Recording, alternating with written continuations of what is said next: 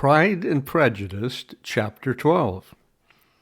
In consequence of an agreement between the sisters, Elizabeth wrote the next morning to her mother to beg the carriage might be sent for them in the course of the day. But Mrs. Bennet, who had calculated on her daughter's remaining at Netherfield till the following Tuesday, which would exactly finish Jane's week, could not bring herself to receive them with pleasure before.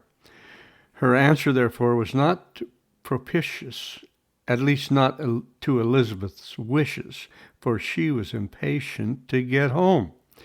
Mrs. Bennet sent them word that they could not possibly have the carriage before Tuesday, and in her postscript it was added that if Mr. Bingley and his sister pressed them to stay longer, she could spare them very well.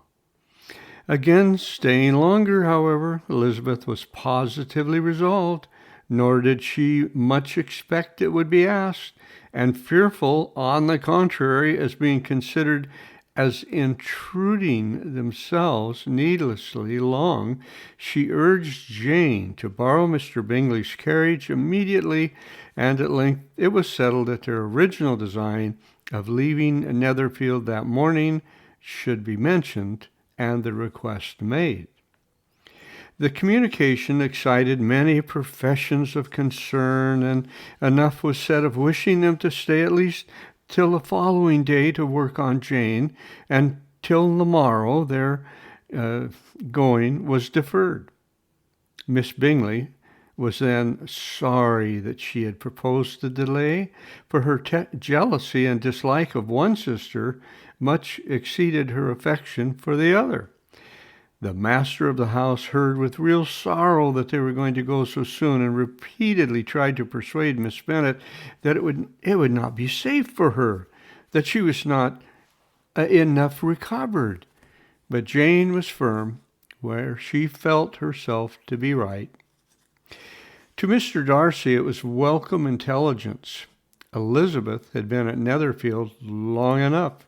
She attracted him more than he liked, and Miss Bingley was uncivil to her and more teasing than usual to himself. He wisely resolved to be particularly careful not to show no sign of admiration should now escape him. Nothing that could elevate her with the hope of influencing his felicity, sensible that if such an idea had been suggested, his behavior during the last day must have material weight in confirming or crushing it. Steady to his purpose, he scarcely spoke 10 words to her through the whole of Saturday, and though they were at one time left by themselves for half an hour, he adhered most conscientiously to his book and would not even look at her. On Sunday, after morning service, the separation, so agreeable to almost all, took place. Miss Bingley's civility to Elizabeth increased at last very rapidly, as well as her affection for Jane, and when they parted, after assuring the latter of the pleasure it would always give her to see her either at Longbourn or Netherfield, and embracing her most tenderly, she even shook hands with the former.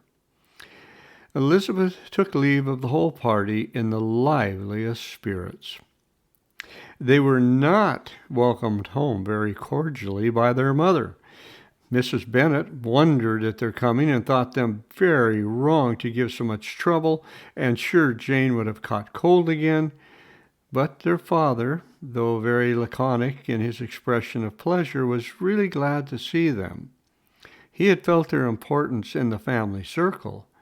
The evening conversation, when they were all assembled, had lost much of its animation and almost all of its sense by the absence of Jane and Elizabeth.